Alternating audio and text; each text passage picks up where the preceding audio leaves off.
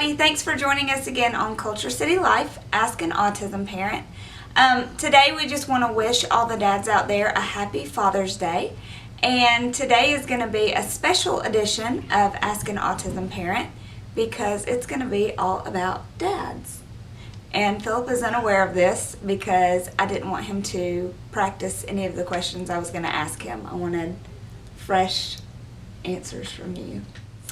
I feel like as a mother that we're very vocal about our feelings and the things that we go through as a parent, but sometimes it can be a little difficult getting that kind of information from our husbands. So I thought that this might be helpful and a way to maybe start some conversations between moms and dads. So are you ready? Absolutely. Okay.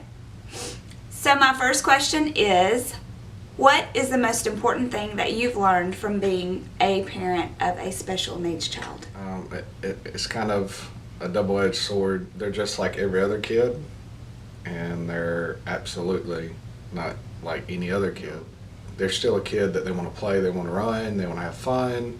Their ideal of fun is not what a typical kid would want to do to have fun. Once you embrace that and see that, you can go into their world instead of trying to forcing them into your world, and you can see the things that makes them happy. Like Eli likes mirrors, so we can play with him in mirrors. He likes watching YouTube videos. So it's just figuring out what your kid likes compared to what they don't like. Good answer. Okay, our next question is, what has been the most challenging part of being a special needs dad? That would be selfish pride, particularly for me, especially with the oldest son that has Asperger's. I was, an athlete in high school. I played basketball. I just experienced the game, and it was fun. I always imagined myself sitting in the stands, rooting on, my boys playing basketball, football, baseball, whatever they wanted to play. And early on, I encouraged Isaac to play basketball. One day, he just was not into it at all. I don't think he was ever into it. And I just looked at him and said, "What's wrong with you?" And he says, "I don't want to play anymore. I want to quit that season." I said, "How long have you felt this way?" And he's like, "For years." And I said, "Well, why haven't you told me this before?" And he says, "Because I didn't want to disappoint you." And that cut me deep. And I explained to him that nothing you're going to do is disappoint me. If you don't want to play basketball, I said, we'll never play this game again. Personally, it was that selfish pride of saying, their situation is bigger than my wants and my needs for my kids. As a spouse, what could I do to stop? As a spouse, what could I do to help you along this journey? Or what have I done? Probably that would be a better question. What have I done to help you along this journey? I think the first question is a better question because me as a guy, there's a lot of times I like to deal with a problem independently. And this one over here does not like that. She wants to talk it out, hash it out, look at every angle. And I'm just different. I want to assess the problem, I want to think on the problem, and then have a more direct approach at it. You, as my loving spouse, just likes to throw a bunch of balls and see what sticks. Ideas. Okay. And I'm more of a, hey, that's fine, the right ball to throw. But to help me along the way, I guess being a loving pest, because you just pester me enough that eventually I will talk about it. And to be fair, those times that I do open up and talk about it, I do feel better about the situation. But what a guy goes through and what a woman goes through when it comes to dealing with a special needs child, it's totally two different worlds. So maybe just to be a little more patient and give you time to kind of work through your feelings before we have a conversation. If you had a newly diagnosed dad sitting in front of you right now, what would you say to him to encourage him? If you're dealing with autism, Asperger's, it's not easy. There's times that, to be quite honest, you just want to quit. But there's these little nuances and situations that once you put yourself in their world, you can see this world in a totally new light. You have to be willing to put yourself to the side and say, what's best for my child in their situation? Not what's best for my child in general, but what's best for them and their situation. I would tell you to hold on. I would tell you to reach out and find these different avenues that will help you along the way. I would tell you to be their protector. We as men are supposed to protect our family, and that comes, really it hits home when you have a special needs child, because you're on guard all the time, out in public, at home, over at families and friends' house. You're on guard. You're always looking. Hey, where is he? Where is he? Where is he? You're always looking because, you feel an extra bind to that child of saying, I have to be their mouth if they can't speak. I have to be their hands if they can't lift things up, and I have to be their feet if they can't walk. And is it rewarding? Yeah. But to get to that point of it being rewarding is a messy road. So hold on. Depend on your spouse.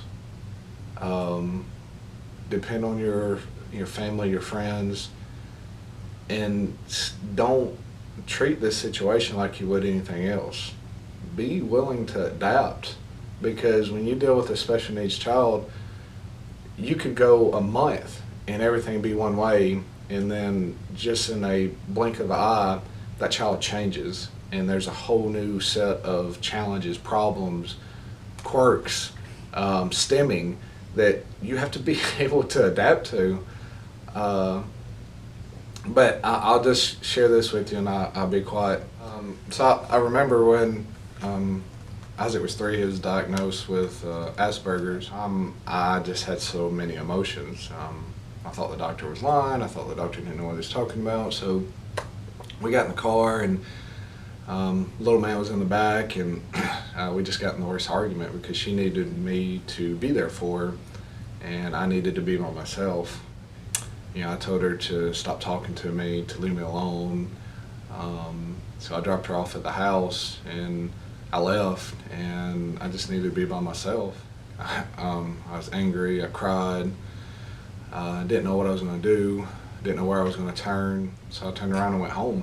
It wasn't an easy process, and it wasn't a overnight process. I mean, it took me years to really get on board fully, but I did. I got involved. I went to meetings. I didn't care if he played sports. I didn't care if he wasn't like your typical kid. This past week, we went to the DMV, and he tested for his driver's test. And I think me and her was more nervous for him than what he was, because he's been through so much, and we wanted him to have this win. He worked so hard to get to this point. I remember he took the test, and he just sat in the car forever talking to the state patrol officer, and then next I know he got out, and I mean, he threw his hands up like he was Rocky, and like it was kind of like a Hallmark moment where we kind of ran and hugged each other, and that moment there were so many emotions that hit me. And the only thing I could really think about is those doctors saying that he's going to always need assistance. I see this teenager now that, I mean, went and owned the test, and you give me that look of pure joy and seeing how hard he worked to get to that point where he was at, and give me that over him scoring a winning touchdown, making the last shot in any basketball game, and I'll take it tenfold over, just because he's a special kid. Because I broke away from looking at him in the tunnel vision of a typical kid, and opened up my eyes to the world of Asperger's and autism, and just saw this beautiful mind and saw this beautiful boy, and just seeing all these things that he was doing and accomplishing, and how frustrated he got, how hard he worked, and made me just so proud to see him have that spirit of, I'm not going to quit. You know, people with special needs, one thing they're not quitters. I mean, they just don't quit. They keep fighting, they keep moving forward. And we should all learn from that, of moving forward like these kids do. I'm proud of him. And I just told him before he went in, I said, you know, if you pass this or if you don't, man, your mom's so proud of you. And I just can't explain the enjoyment that you'll get over something like that. So if you're a dad with this new diagnosis, whatever it might be, I can't tell you it's going to be easy. I can't tell you it's going to be pretty. I can't tell you you're going to be standing in front of a crowd of people and being able to say, look at what we've done.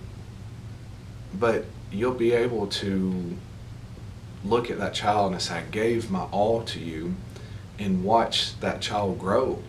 I have confidence that there's no lost child out there. No matter what their diagnosis is, every child needs that chance. And you might be the only person that gives them that chance. And you, as the man, the husband, the father, you should fight for your family and fight for your child and be there for them, and just watch what happens. Watch what love can conquer. And I promise you that if you'll put your all into it, if you'll totally commit to it, that you'll sit back one day and you'll never regret the what if, because you'll know that I was all in. So if you're a new dad, be all in. Just commit to it and love them beyond any understanding. And